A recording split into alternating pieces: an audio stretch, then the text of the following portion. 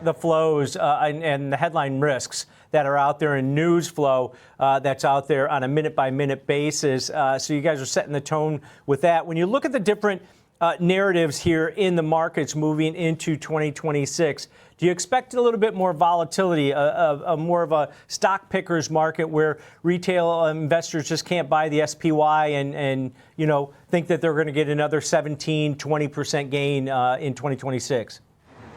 Yeah, absolutely. I think that it's going to be a stock pickers market, and I think you have to look at NVIDIA and Broadcom earnings, especially recently.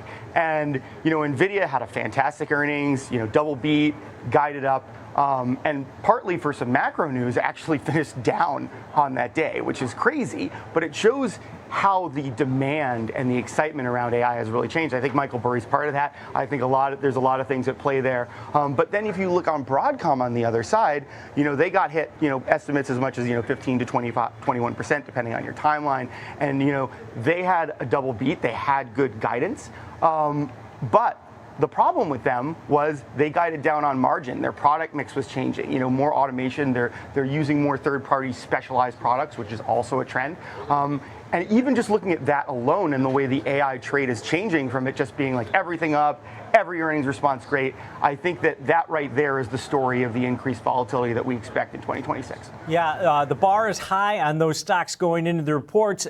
You know, I'm looking through them as they're coming out immediately, and I'm going, hey, what else can these companies do? And the stocks are selling off pretty significantly, but the bar is high on those. The valuations are elevated in them. And I think everybody's kind of concerned about moving into 2026 that we're going to see maybe a topping out in some, maybe the tech trade here, George. I mean, as far as maybe what you guys are inputting and what you guys are seeing on your side, do you expect a little bit more volatility in 2026? And traders and retail traders should be, you know, aware of that. Yes, we do expect it, but actually, in, you know, one of our last letters, actually our last letter of the year, this last Sunday, we write a letter every Sunday that kind of looks at, you know, some specific stock picks as well as some narratives.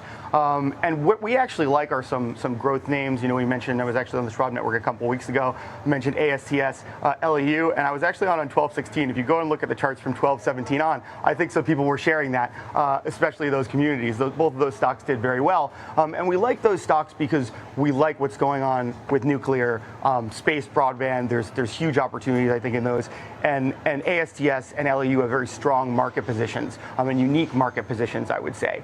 So that's the kind of thing we're recommending. And we're also looking to pair growth names like that with something like real estate. We see a lot of macro issues with the real estate market. You know, the listings, the supply and demand is down in the real estate market. And we think that if there are rate surprises, those stocks are going to be hit perhaps even harder because of the actual, you know, growth concerns in those industries. So that's one of the things that we're trying to help people with the volatility, just being like, hey, if you're going to have growth names, I would think about pairing some real estate with that, because I think that balances out the risk pretty well. Real estate shorts.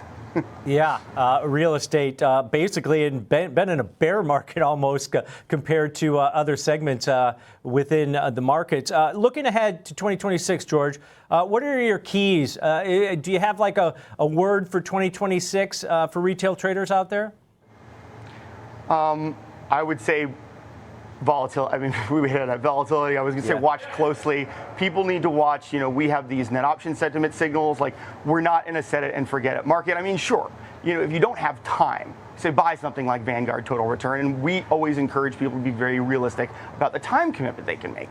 But if you want to be in a stock pickers market, you have to be prepared to look at, you know, things like our net option sentiment, other market signals, technicals. You know, you don't have to be watching charts all day, but you have to be prepared, if you're going to do as well as you can, to be willing to try to time the market a little bit. Everybody says don't try to time the market, but I would say if you're not going to try to time the market, don't buy individual stocks. Yep, I'm a trader, George. I know exactly what you mean. Can't time it, but maybe you can profit from it. That's the key, I think, moving forward. All right, George, Happy New Year. Thanks for joining us today. That's George Kailas, CEO of Prospero.ai.